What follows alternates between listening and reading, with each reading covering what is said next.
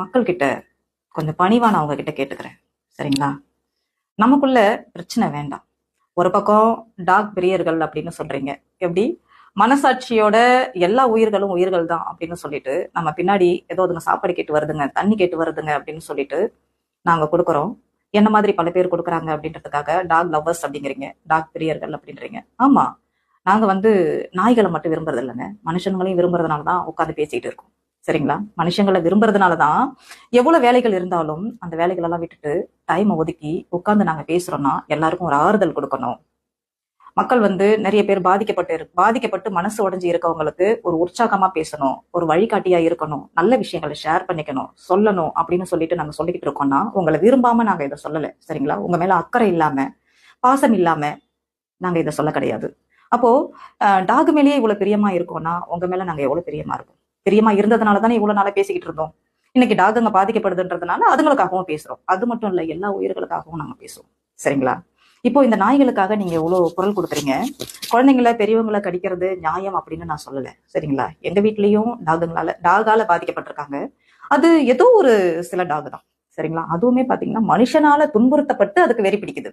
உண்மையாவேங்க, rabies அப்படின்றத விட, rabies நோய் அது அதோட வலியை தாங்க முடியாம மனுஷங்களை கடிக்குது அப்படிங்கிறத விட, சில டாகுங்க பாத்தீங்கன்னா இந்த ஸ்கூல் பசங்க, காலேஜ் பசங்க, அப்புறம் இந்த குடிச்சிட்டு இருக்கவங்க, சில பேர் பாத்தீங்கன்னா அவனுங்க டைம் பாஸ்க்கு அந்த டாகுங்களை அடிச்சு துன்புறுத்துறது, வெட்டுறது, பிளேடால கிளிக்கிறது, வாயை கட்டி போடுறது, வாழை கட்டி போடுறது, இதெல்லாம் அவனுங்க டைம் பாஸா நினைச்சு நாயை வச்சு விளையாடுறானுங்க. அடிக்கிறது, துன்புறுத்துறதெல்லாம் அவனுங்களுக்கு ஒரு பொழுதுபோக்கு. நாயை இது மாதிரி பண்றதெல்லாம் ஒரு பொழுதுபோக்கு. அப்போ அது போற இடமெல்லாம் அடிக்கிறது, துரத்துறது, இது மாதிரி எல்லாம் பண்றதுனால சில நாய்களுக்கு வெறி பிடிக்குது. ராபிஸ்ன்றதை விட சில நாய்க்கு வெறி பிடிக்கிறதுக்கு மனுஷன் தான் காரணம். உண்மையிலேயே மனுஷன் தாங்க காரணம். சரிங்களா? அப்போ எல்லாத்துக்குமே நாம தாங்க காரணம். எல்லாத்துக்குமே நாம தான் காரணம். எதுவுமே தானா செய்யறதே கிடையாது. சரிங்களா? இப்ப நம்ம வழியில நடந்து போறோம், முள்ளு குத்திருச்சிங்கிறோம். நாம பார்த்து போனா அந்த முள்ளு குத்தாது. சரிங்களா? ஆனா நம்ம பழிய யார் மேல போடுறோம்? முள்ளு மேல போடுறோம். அதே மாதிரி காலகாலமா இருந்த நாய், நம்ம தெருநாய்களை தூக்கிட்டு வந்ததாங்க நம்ம வளர்த்தோம். அது நம்மளோட நாய், நம்மளோட காவலாளிங்க, நம்மளோட அன்பு குழந்தைங்க நாய். சரிங்களா? நம்ம குழந்தைங்க, நாமெல்லாம் சின்ன வயசுல திருநாய்களோட விளையாண்டு நானும் விளையாண்டு இருக்கேன்.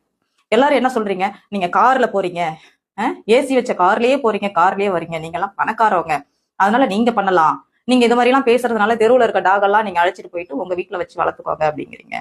நாங்க கார்லயே போகல, கார்லயே வரல. சரிங்களா? நாங்களும் உங்களை மாதிரிதான் அன்றாட சாப்பாட்டுக்கு, அன்றாட செலவுக்கு, அன்றாட தேவைக்கு போராடுறவங்க தாங்க நாங்களும். சரிங்களா?